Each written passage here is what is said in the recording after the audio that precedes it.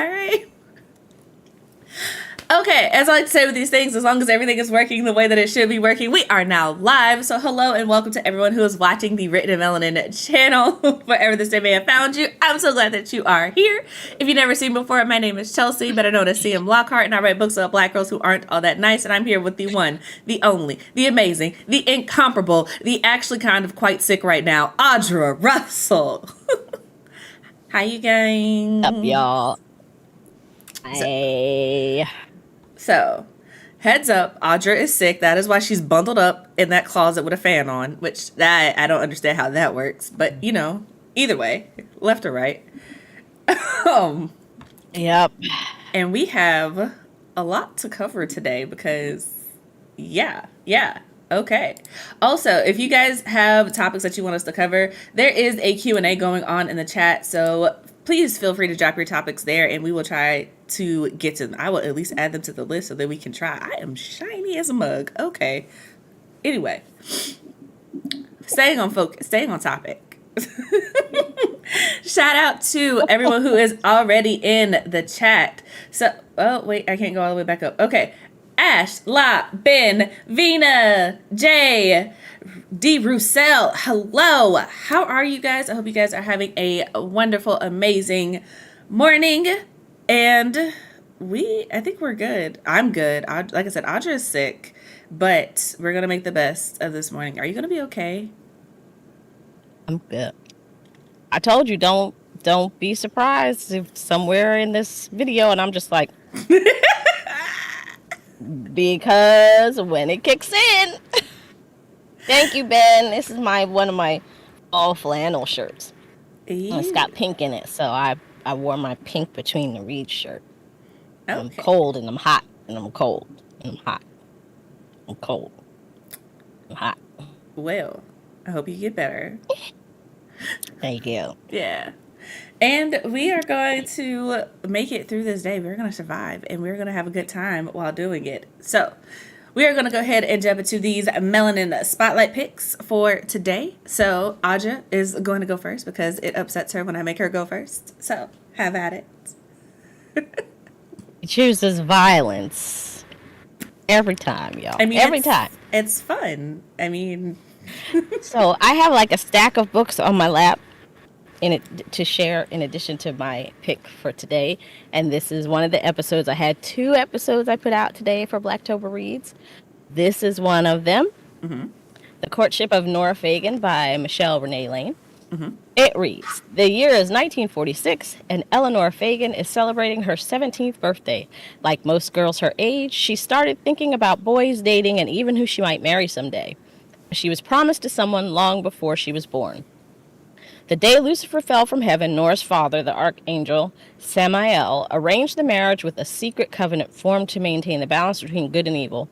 On Nora's 100th birthday, she will marry Azazel, the fallen, and their union will prevent the apocalypse. Azazel meets Nora at her birthday party, and they quickly become friends. Over the next year, they battle against foes who wish to bring about the end of the world, and the lines between friendship and love blur. The contract that binds them has only one rule they seem destined to break: no sex before marriage.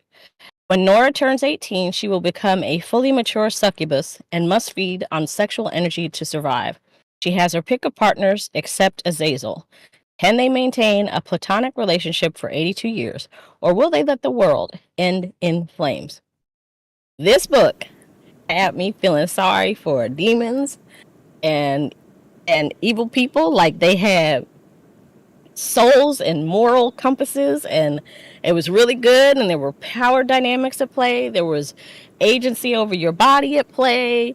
There were witches. Marie Laveau made an appearance in here. Like, go watch the episode and watch the other episode with E.M. Lacey and Minor Mischief. But go watch the episode. We got into a really good conversation. So I'm over here just confused. And we did get to meet. Why? Huh? What you confused about? I mean, y'all can't see me on screen right now because this is Audra's moment to shine in her book. But that whole description, I was just like, say what now? Ah, yeah. Okay. Yep, Huh. yep. Azazel is a fallen angel. He followed Lucifer when Lucifer was kicked out of hell for giving people He wasn't kicked out of giving hell. people. I mean, kicked out of. See, I told you, my brain. He was kicked out of heaven for giving people agency and free will. And then so God didn't like that and kicked him out, and people followed him, and Azazel was one of them. And then Azazel meets Nora when she's 17 and develops this friendship with her, and of course he can't marry her until she reaches her 100th birthday. And but things happen, and they're not supposed to have sex, but things happen, and the scales of good and evil are out of balance, and they have to balance it. It's a very, very good story. It reminds me a little bit, and she did give credit to Neil Gaiman. If you watch the series Lucifer, and how Lucifer was, because Lucifer is in this too, it has that kind of like, I'm not bad, kind of thing. And hell was gentrified, and there was a demon in hell who was like, listen, you're not going to come down here and gentrify hell. Like, there was funny moments, but it was really good. And there was like, there were power issues and all kinds of stuff. It was really, really good. Yeah, it was good. Well, yep. I'm gonna say this, and y'all know I'm not gonna read the book, so I'm gonna go watch the interview and get whatever spoilers I need from Audra. But there is there's a link down the description box below. And my book for my book pick for the week, ooh, say that 3 times fast, is actually on the complete opposite end of the spectrum from Audra's book. And my book is Red Lip Theology for church girls who've considered tithing to the beauty supply store when Sunday morning isn't enough. And I actually ended up picking up this book because, shockingly enough, that's not going to work. I was trying to read the thing and see the chat at the same time. Didn't work. But I was on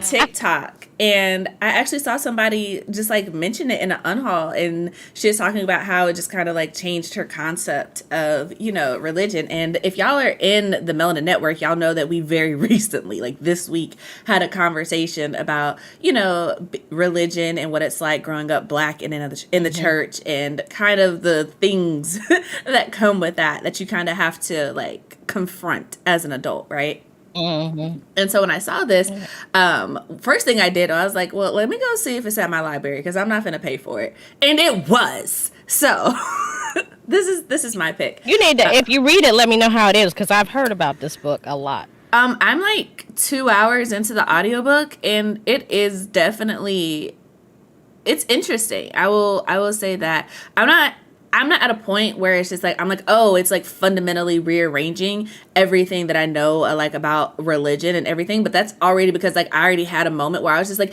oh, okay, y'all are like, oh, okay, yeah, let me go talk to Jesus 101, because this community thing right here that y'all got going, this feels toxic. This feels like a pond when it's supposed to be like a flowing river, right? This does not feel like I should be here right now. Like, I don't want to jump into this, with nothing on but my shorts. This just feels dangerous.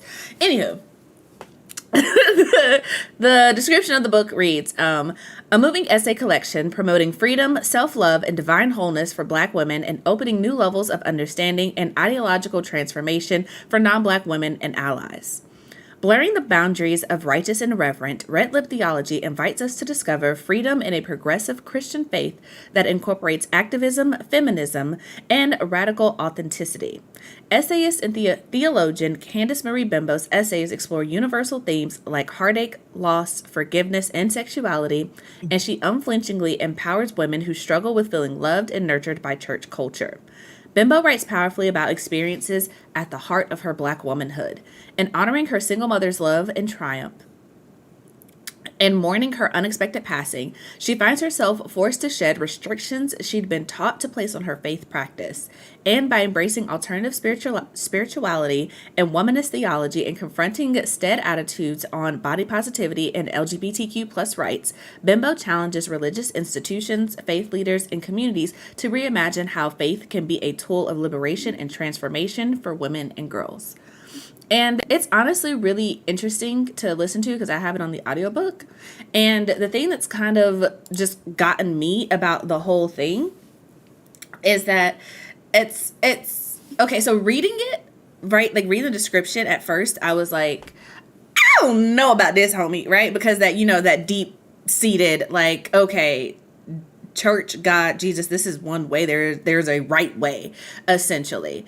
And so just kind of hearing alternatives, immediately you're kind of like, right? But then actually like listening to it, it's really like her talking about her, basically her journey, her process to realizing that God is bigger than the boxes that a lot of churches and a lot of specifically men put him into, and how Black women are also included within the church and within the faith, and how it's not just, oh, it's this one way. She talked about how her mother, being a single mother, had like the things that she had to face in the church, when she was, raising her, and the things that she noticed, and the hypocrisy, and the things that she kind of had to confront as an adult, and also just naming the things because, kind of like we talked about in the chat or whatever, sometimes you just have to like say that this is the thing, this is what they were doing, and how there is very often a double standard within the church community when it comes to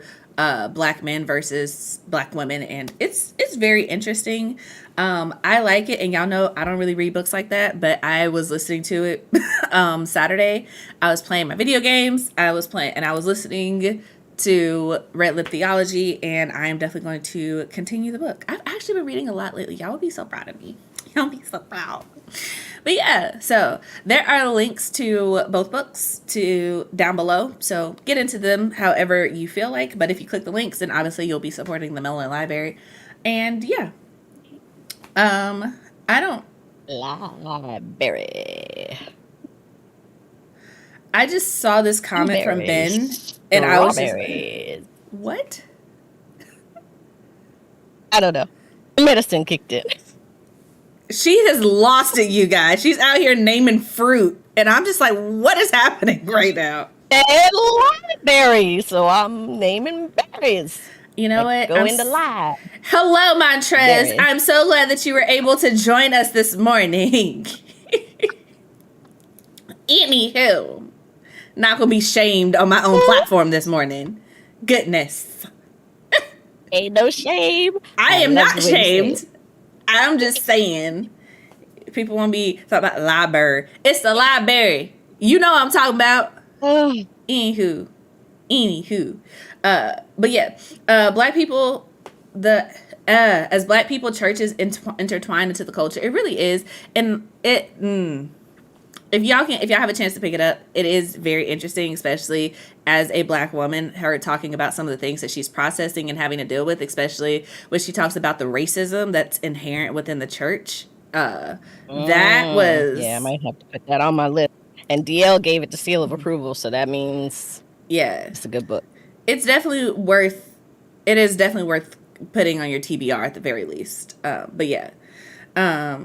Let's see here. Also learned as an adult, it really depends on what type of church you go to as well. It does. A lot of things, as with everything, I feel like so much of the like religion is just who, I don't want to say who you do religion with, but like literally who is your community and what type of people they are. Because I've been to a church that was very small, but like the community was actually like solid people who were there to like help and trust and uplift. And it was a genuine come as you are church, not just, oh, you can wear jeans.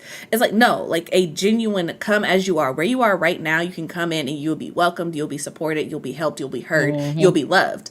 And it's just kind of like when we left, because life happens, you don't stay in the same place. It was just kind of like trying to find another community. After a while, I was just like, you know what? Jesus is everywhere. He said, well, 1 and 2 come together in my name. And I was like, I looked at myself, I looked at Ben, I was like, 1, 2. So we're good.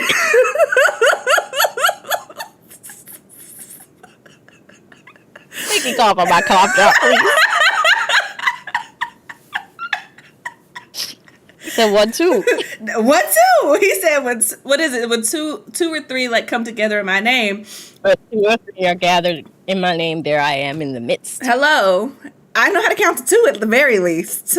At the very least. And I'm like, if we need to call a parent, we can phone a friend. But So funny story.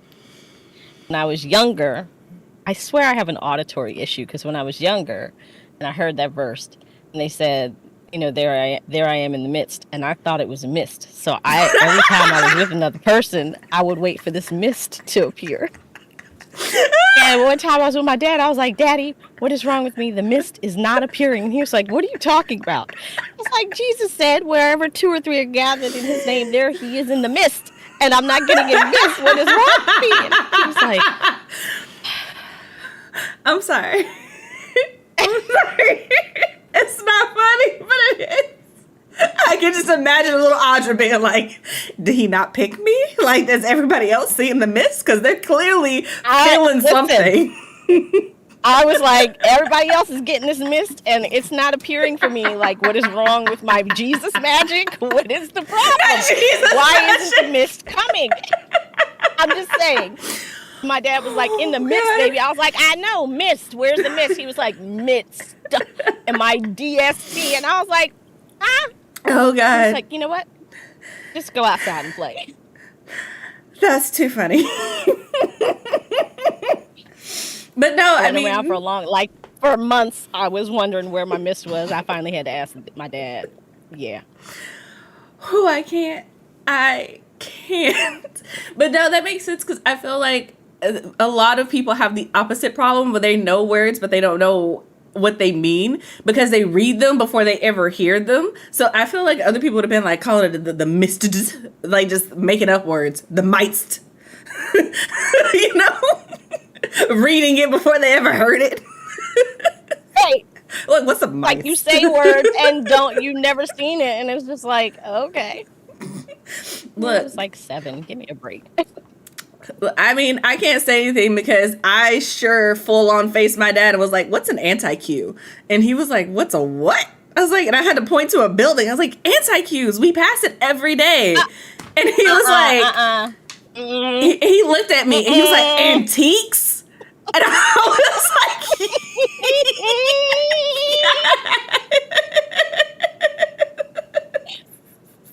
I was like, oh, that's how you say it.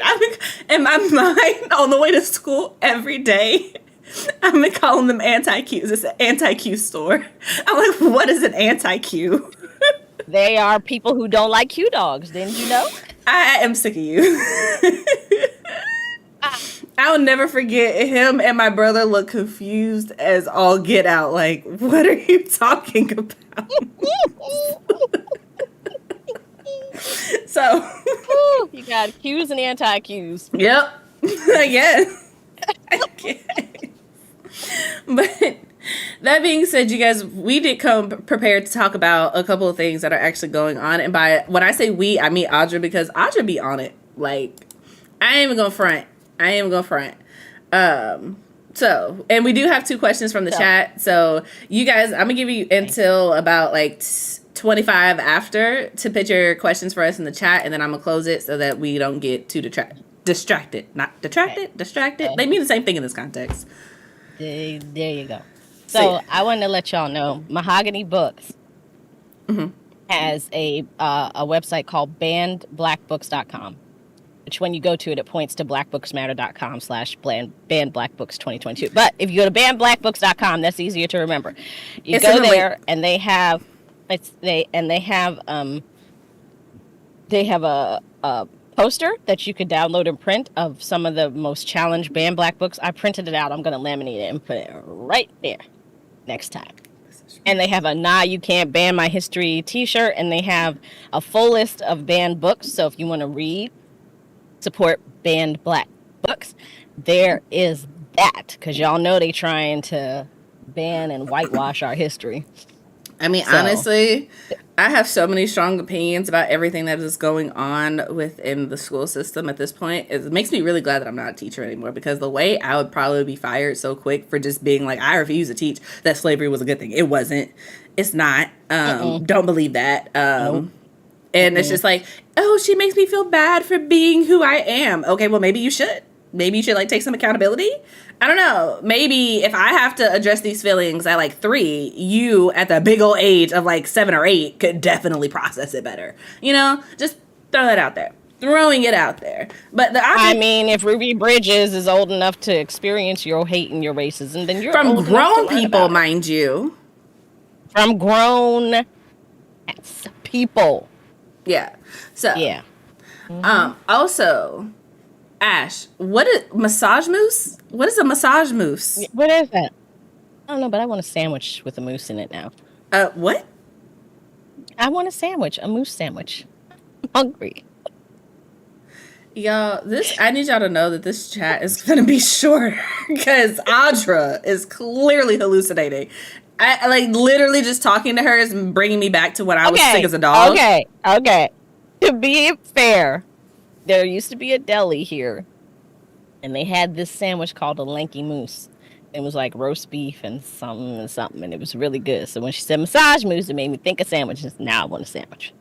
Okay, well, and Ben is feeding it. He says elk would be better. We came here to talk about the other black girl out there screaming and black horror in general because it's October and October is spooky month.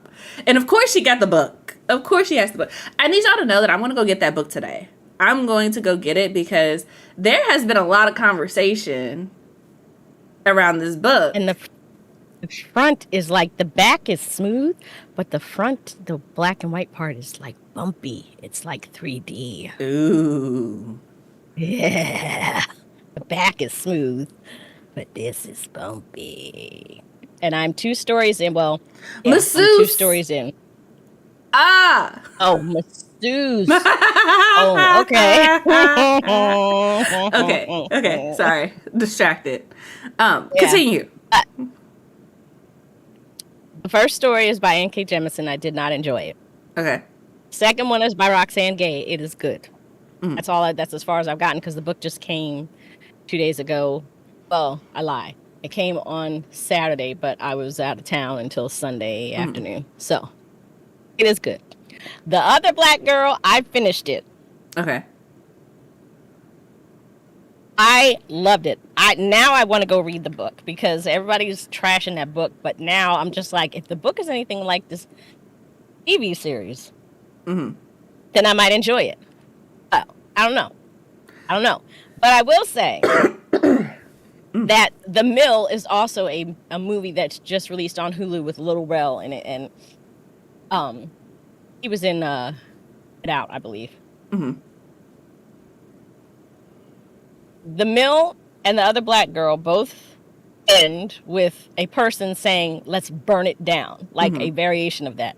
I feel like conspiracy theorist to me is like, that is a rallying call for black folks to just not take part in this rat race anymore and do your own thing. I mean, I personally subscribe to that messaging only because here's my thing, and my logic can be wrong, and if y'all agree with me or disagree with me, you know, it is what it is. But my logic has always been, you know, as far as I can tell, as far as I understand history, right? The race is set up for a certain person to win, and if somebody else looks like they're about to win, they change the rules of the race. So, if that is the case, why am I going to waste my time running the race anyway? I might as well do something completely different that is going to be frowned upon because it doesn't matter if I win or if I lose, it's going to be frowned upon. So might as well, it's like, what is it? I read a book a long time ago and there's this one line from the entire series that stuck with me. It was The Misadventures of like Jackie Faber or something like that. It was about a girl who becomes a pirate, whatever. In it, she's like, might as well be hanged for a wolf as for a sheep, right? Being like, hey, if they're going to hang me anyway, I might as well actually be guilty of doing something versus being innocent for it, right? And I think about that all the time when it's just like, yeah, if they're going to be mad at me left or right, I might as well do the thing that's going to make me happy. I might as well do the thing that's going to bring at least one person in this entire scenario some joy, you know? So I'm all for burning it down. I am an arsonist at heart. At heart. At heart.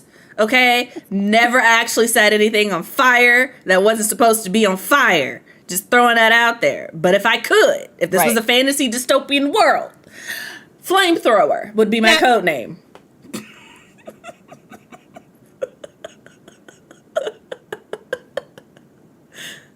Okay. Anywho. On that note. Yep. Vina, I don't know. She says also pushes the idea that you're a better black person if you have natural hair, especially locks. And it was weird because of black women who are just tired and do what they got to do to get through the workforce are seen as the enemy. I don't think so. I think the message is deeper than that. I think the message is that, you know, I think it talks about the struggle that, yes, black women who do what they got to do to get through. I think it talks about that versus somebody who wants to stay true to the game. Mm-hmm. And I don't think it says, I don't think, to me, it's not giving the message that somebody who has locks is better than somebody who isn't. I didn't get that at all. I saw a lot of metaphors in it and a lot of the struggles that we face that we don't always vocalize. And I definitely saw a lot of metaphors about the publishing industry and the things that are done that they knowingly do, like the whole thing with the when they buried the sensitivity read, you know, and then we're tried to act all shocked and, you know, do damage control when the backlash happened. Things like that. I think it's a really good commentary on, you know, the things that black people have to deal with in the workforce and specifically in publishing. I think it was, I liked it. I don't know whether the book will be the same because everybody was trash in the book. She said, the comment in the book, Nella feels inferior to Hazel because she has locks and a black boyfriend and is actually connected to her community. And yeah, not that way in the TV series. So they might have taken some of the things that people complained about in the book and tried to like fix it as best they could within the show. I don't know. I ain't read the book. I ain't seen the TV show, and I commit to absolutely neither of them. But I think the commentary around it is really interesting, only because, you know, I think there is something to be said about, you know, the original conversation about the book, you know, about the idea that there has to be a certain way to navigate the workforce. It's just kind of like, I think at the heart of it, I kind of want to see more conversations about why do we have to do this? Why do we have to jump through these hoops? Why is it this one person who is allowed to navigate it one way, or if somebody else, like you said, who has locks or natural hair or is connected to their black community has to find a way to navigate it differently or take on a different level of hate simply because they're doing the same job at the same place, hired for the same role, same skill set, but one is perceived to be more dangerous when it's like, okay, well, y'all are not looking at blondes and brunettes and redheads and being like, oh, well, this person is clearly a lot more capable because of X, Y, and Z, you know?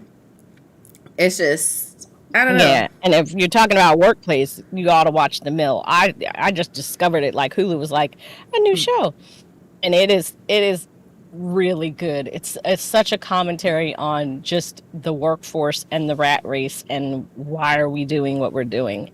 So, like I said, I feel like between those two, it was a call to, like a silent call to black folks. Like it's in a language that only we understand, kind of. You know, like, look, if you gonna stay in there, burn that shit down from the inside out. Just saying. I mean, I'm just saying. I'm all for disrupting industries because the fact of the matter is a lot of them need to be disrupted. A lot of them need to stop functioning the way that they have been functioning in order to make any type of meaningful change and include anyone who is outside of the, I'll say the American norm, right? The cishet white man. But the man, as they say. You know, I just, I know that I personally have ambitions and aspirations for like things that I want to do within the publishing industry, but I also know that I am very much more Killmonger than anything else, and I'm just kind of like, let's burn it down from the outside. I don't have to be in it to be like Because the thing is, my thought process has always been like, if you are a cog in the machine, if you break, they're just going to replace you, right? Like, the machine is still going to run, and you're just going to be a part of the reason that it continues to run, right? So being a cog in the machine doesn't really make a huge difference unless you're a big enough piece. And for the most part, they are not going to give you that role. But I digress. The wigs were killing me softly too, because why did old girl leave blended into a lock? You know what? I'm not even going to get into that. And Vina said, but the other black girls weren't trying to burn anything down. Finish watching the series, Vina. That's all I'm gonna say. Yeah. Personally, finish watching. I think everybody should be burning something down at some point in their life, but that's just me. That's just me. So can I share some of the books I have? Of course, because of course you have more books. Go for it. These are just a few. So I have Blackwater Tales, The Secret Keepers by Jean Nicole Rivers, who I had on the show, I think, the first year I had the show out. And there's a sequel to this one, too. Ooh. And then I had Stephen Van Patten on the show. You can see from the little tabbies I had. Brookwater's Curse, and there are 3 in this series. And he's a vampire that was born during like the 1800s, during slavery. And he lives from the 1800s all the way through present day. Very good book. I haven't read the other 2 in the series yet. This one I just got. This is The Ancestors. It's an anthology. The stories by L.A. Banks, who passed away. Tananarive Due and Brandon Massey. I've heard this was really, really good. And then I just got this one. This one I want to read the description for because I started reading this and I'm going to probably lay down and read it. It's called The Last Dreamwalker. I found out about this. Somebody recommended this when I was looking for black horror authors on Twitter. It says, in the wake of her mother's passing, Layla Hurley unexpectedly reconnects with her mother's sisters, women she hasn't been allowed to speak to or of in years. Her aunts reveal to Layla that a Gullah Geechee island off the shore of South Carolina now belongs to her. As Layla digs deeper into her mother's past and the mysterious island's history, she discovers that the terrifying nightmares that have plagued her throughout her life and tainted her relationship with her mother and all of her family are actually a power passed down through generations of her Gullah ancestors. She is a dream walker, able to inhabit the dreams of others and to manipulate them. As Layla uncovers increasingly dark secrets about her family's past, she finds herself thrust into the center of a potentially deadly, decades-old feud in the dark corridor of dreams. Wow. And I have been obsessed with Gullah Geechee culture, and I had no idea why. And then I found out at my family reunion this weekend that my grandfather's people, some of them are Gullah people. So that explains that. Pretty sure some of my people not too far removed are also that. My dad was telling me that one because he's from South Carolina, and then he was telling me about where my granny was from, and I was like, we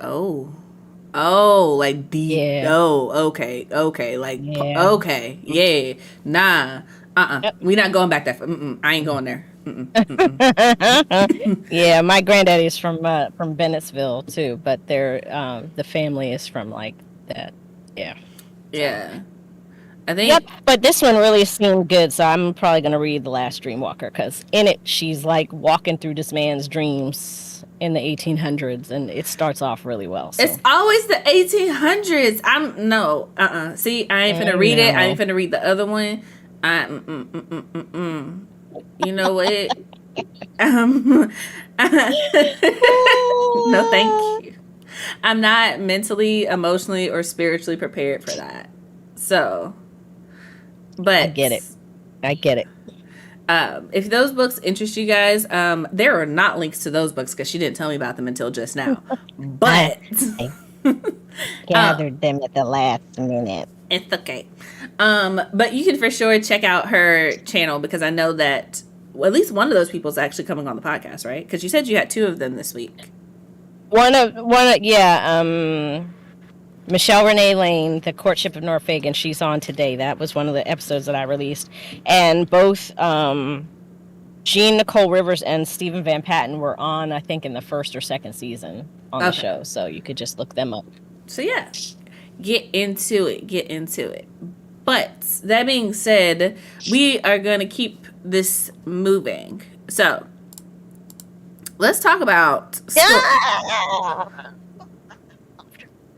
Okay, go ahead. Sorry. The hell is wrong with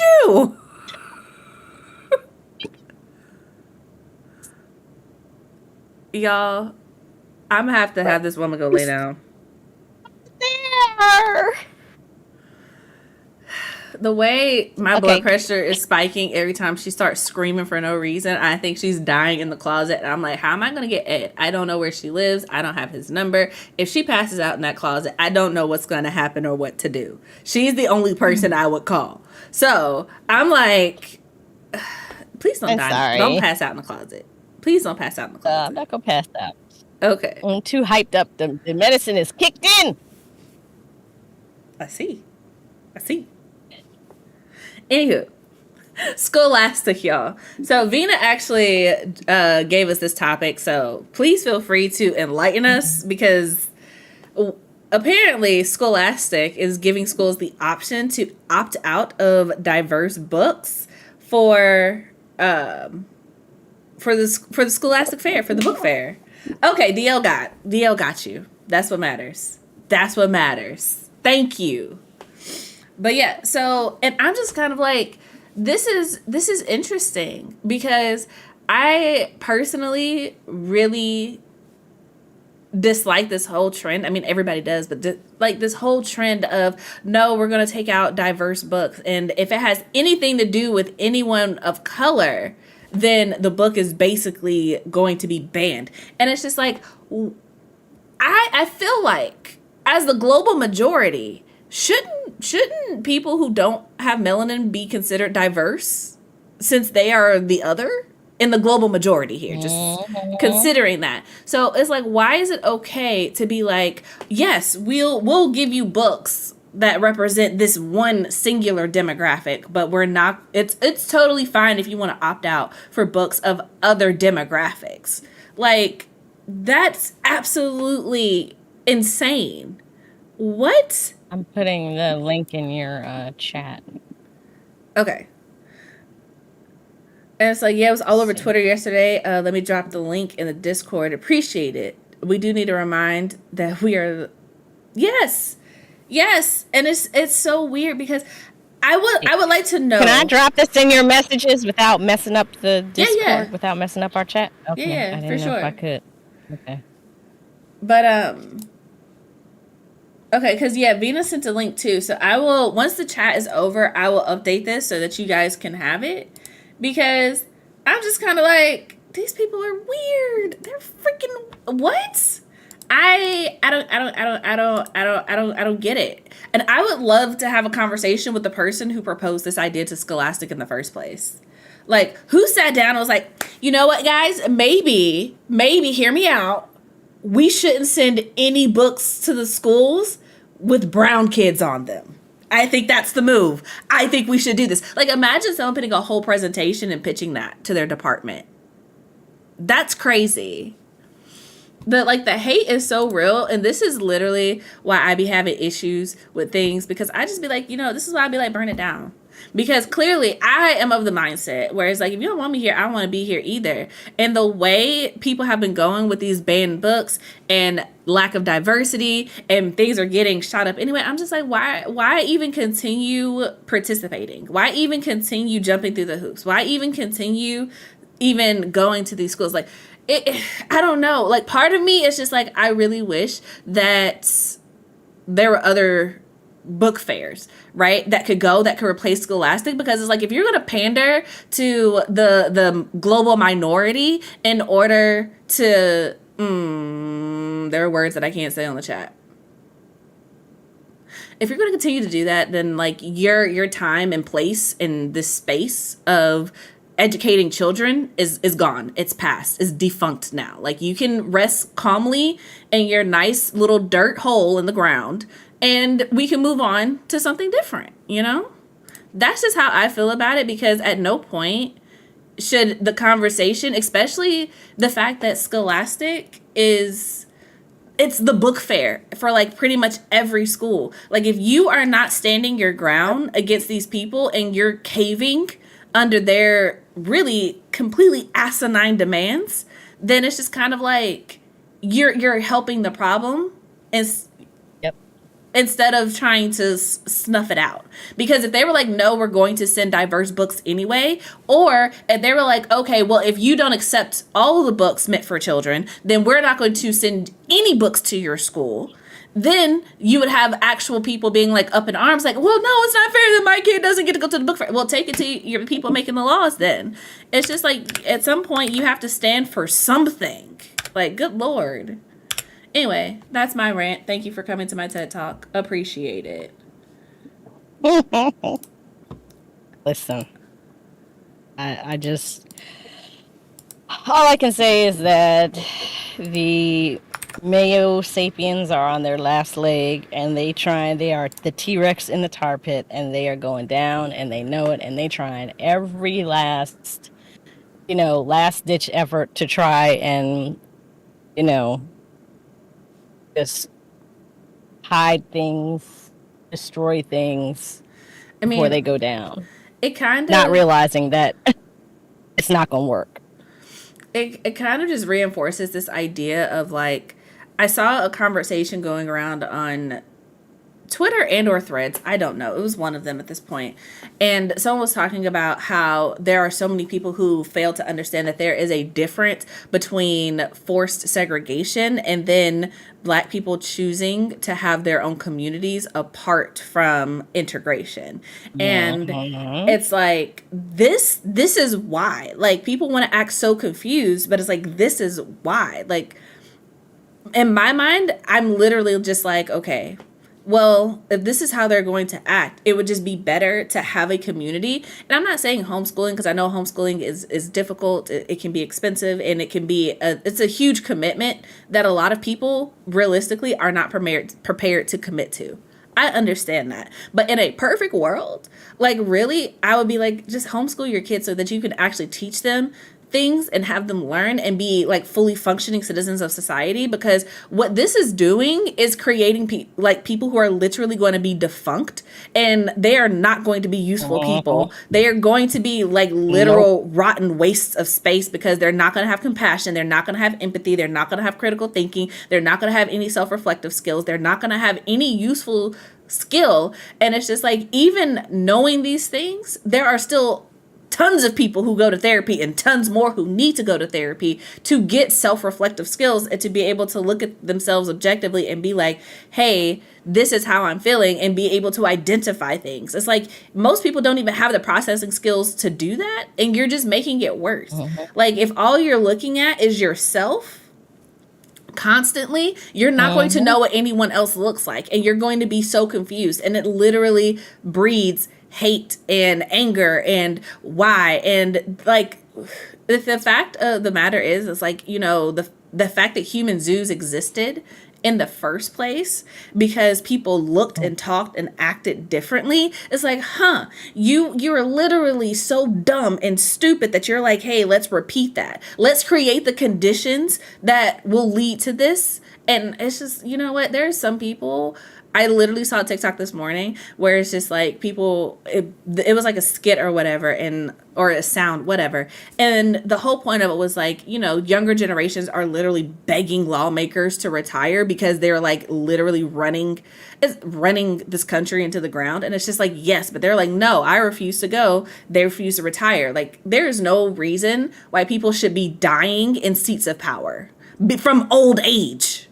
Like, literally, you're dying from old age. There is no reason you should be in a seat of power that is meant to guide this country into the future. Like, it's ridiculous. It's ridiculous. Yep. I have a lot of opinions about a lot of things. And I'm just kind of like, the way, if it was possible, I would absolutely just dip out and just not be affiliated with anybody. Just be like, give me my little 40 acres and a mule and leave me alone. That is it. Because these other people, this is why I say I don't like people. Because people are insane. And people be making stupid decisions and passing it off like it's brilliant. Like, no. No. And here's the thing. Stop it. You're literally like, That's they're for the literally people. so afraid of a book. And it's just like, because books carry knowledge. And it's like, you have to sit there. And it's the fact that none of these people have to sit there in their bigotry and call a spade a spade. They can't sit there and say that I'm doing this because I don't want my child to be empathetic. I don't want my child to be compassionate. I want my child to have a superiority complex. I want them to think that they are better than everyone else no matter what. And I want the world to cater to them without lifting a finger at the active detriment of other people. Sit there and say that and live in it. And then when you call a spade, I think you should have to also take a bat to the face, but that's also not my call. But whatever. If y'all ever want to know why I write assassins, it's because I have violent tendencies that I can't act on in real life. There we go. Yeah. Anywho. You also know that Chelsea and I started a sorority, and her name is Chaos, and my name is the Dark Owl. Now we're just trying to think of a name for the sorority, and we ain't naming it nothing Greek because Greek stole everything from the Africans. So, well, anybody wants to join the sorority? There's no hazing, there's no initiation. We just have to think of a line name for you. But I am the Dark Owl. She is Chaos. How you doing? Not at all surprised. I'm done with all of you. Also, the links to the articles that Audra and Vina shared are now in the description box. So if you guys refresh the page, it'll be down there. So yeah, the way school is set up for failure anyway, and the way I'm like, part of me is spiteful. And when I say part, I mean like 80%. And so I'm just like, what if, because, okay, here's the thing. Follow me. Ben's going to say no when he hears this idea, right? First of all, I did not name myself, La. First of all. I was yes, just you did. You said you were Chaos. And then I said, okay, you're Chaos. I said I would bring the chaos. And you said that's what I'm going to start calling you. Oh, is that what I did? Yes! Okay. Oh, I did not name myself. This is my fault, La. But now I'm not really sorry since you started all that short people stuff. There you go, La. That's karma for you. Anywho, what I was going to say, and Ben's already said no, so that's fun. He doesn't even know what the idea is yet. The Melanin Library needs to be a nonprofit. In order to be a nonprofit, that means that we have to interact with people. So, my wild idea is like, you know what? What if the Melanin Library becomes a nonprofit that can go to schools and offer books like the Scholastic Book Fair, but instead of nobody being black, all the authors are black. Huh? What do you think? Huh? We can make that happen, right? Right? We can make it happen. Like, let's intentionally diversify everything. Like, I know that doesn't work because like teachers aren't the ones who make the decisions at schools and school boards get government funding and they have to follow all types of other stuff. There's a whole the politics is literally why I hate schools to begin with. But in my mind, in a perfect world, I'm like, yeah, like, haha, competition, bitch. Sorry, competition. Let's do this.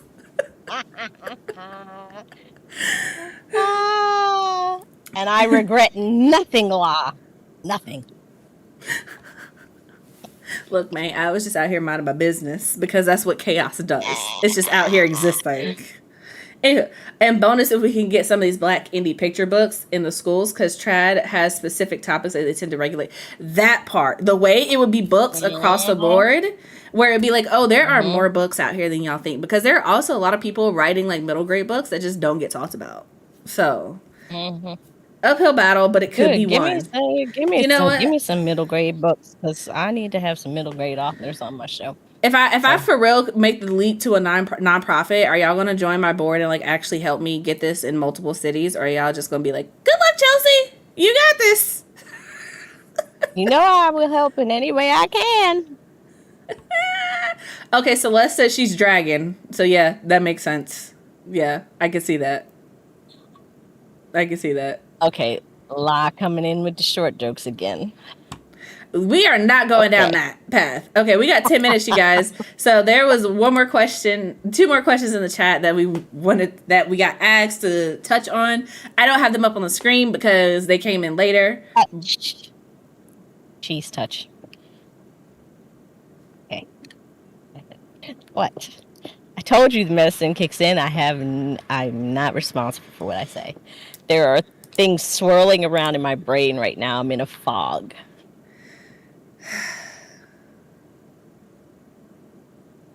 What?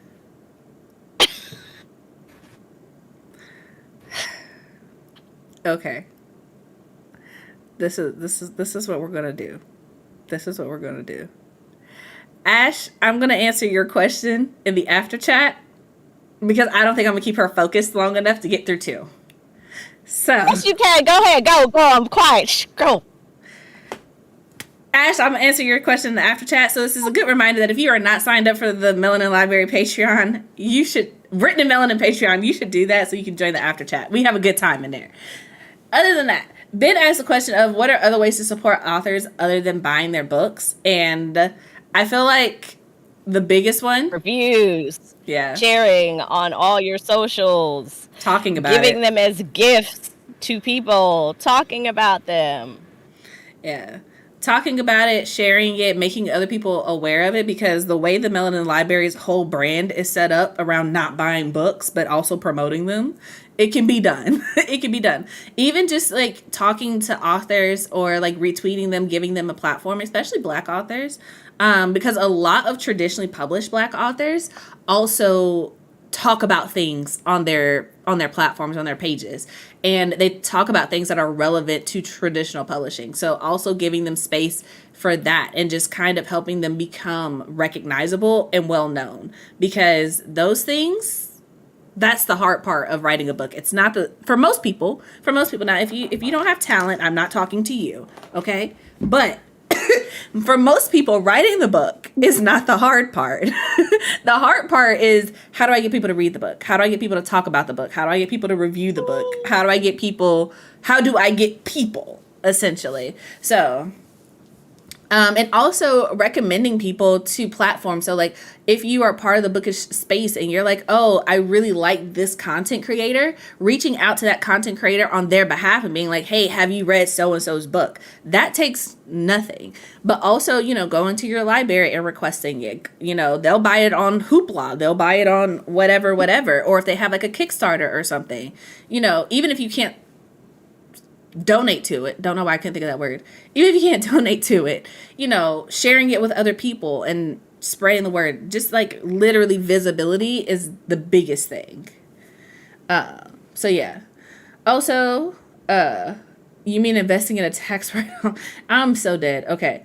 Sharing their posts is free and word of mouth sells books. And that's the biggest thing. I always think about the fact, right? And then we're going to get ready to sign off, right? There's always the fact that before the internet, people were selling books out of the trunks of their car. Trunks of their cars, in the beauty salons, in the barber shops, and the reason, on the street.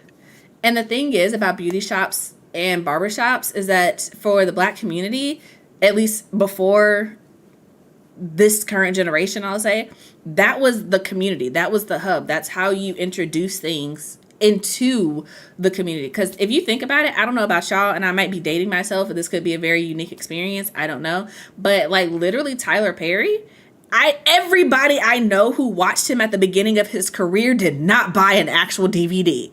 No one had an actual DVD. Everybody had a DVD in a clear case that had some handwriting on it with somebody walking in front of the movie screen, and some parts of it just clipped out. That literally everyone I know had some version of that. And it's like, but look where he's at now because of word of mouth, because of community, because of people supporting him. It's just like with books, in a sense, it's a lot of it is the same way. Like, just tell people about it.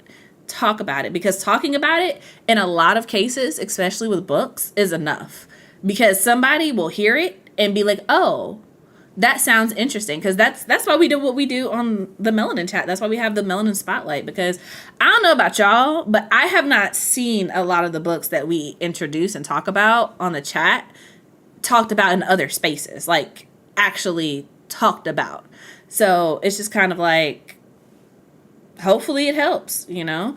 I know for sure, me not so much, because I'm not as deep into the rabbit hole as Audra is, but she really be pulling people out. Like, I had not heard any of the books that she talked about today. So it's just, again, it's about hearing it, and we talk about it all the time on the chat, that the hardest part of the Melanin Library and all the things that we want to do is finding the books, finding the people, finding the things to share. It takes time.